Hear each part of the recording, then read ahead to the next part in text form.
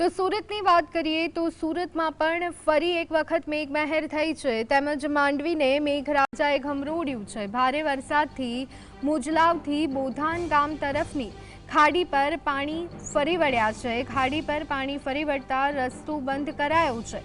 Low level ખાડી હોવાથી સ્થાનિક રહીશો પુલ બનાવવા માટે ઘણી રજૂઆત વર્ષોથી કરી રહ્યા છે।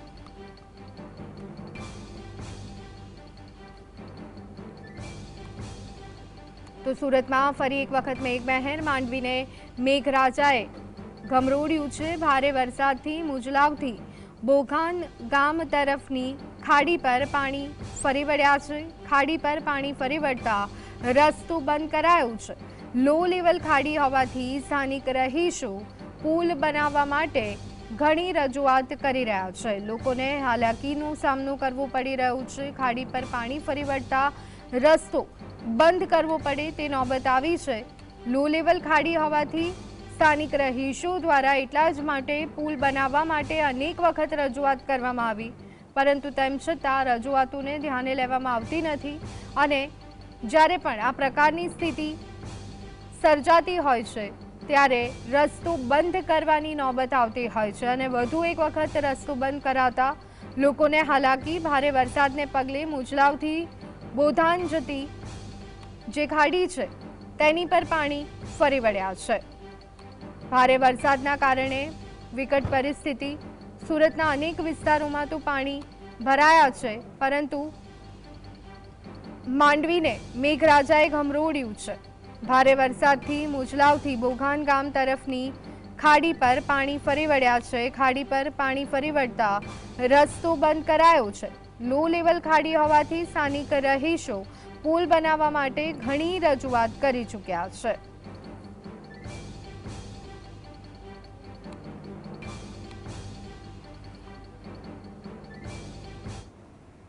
તો આ અંગે વધુ વિગત મેળવી લઈએ। સંવાદદાતા સાહિસ અમારી સાથે જોડાઈ ગયા છે। સાહિસ, વધુ એક વખત સુરતમાં વરસાદનો રાઉન્ડ મુજલાવથી બોઘાન ગામ તરફની ખાડી પર ફરી એક વખત પાણી ફરી વળ્યા છે। હાલાકી લોકોને શું વિગતો?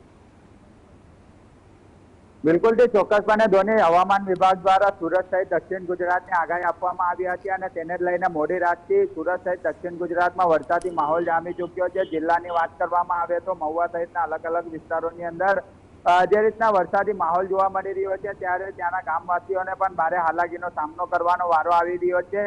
જે રીતના સ્થાનિક તંત્ર દ્વારા દાવાઓ કરવામાં આવ્યા હતા, પ્રી મોન્સૂનના જે દાવા પણ હવે પોકળ સાબિત થતા નજરે પડી રહ્યા છે। લાંબા સમયથી વરસાદે વિરામ લીધો હતો, પરંતુ અચાનક જ વરસાદે ફરીથી સુરત સહિત દક્ષિણ ગુજરાતને ગમરોડ્યો છે અને તેને જ લઈને અત્યારે જિલ્લાની વાત કરવામાં આવે તો મહુવાના જે તાલુકા આવેલા છે ત્યાં અલગ અલગ જે ગામડાઓ આવેલા છે ત્યાં પણ અત્યારે વરસાદી માહોલ જોવા મળી રહ્યો છે।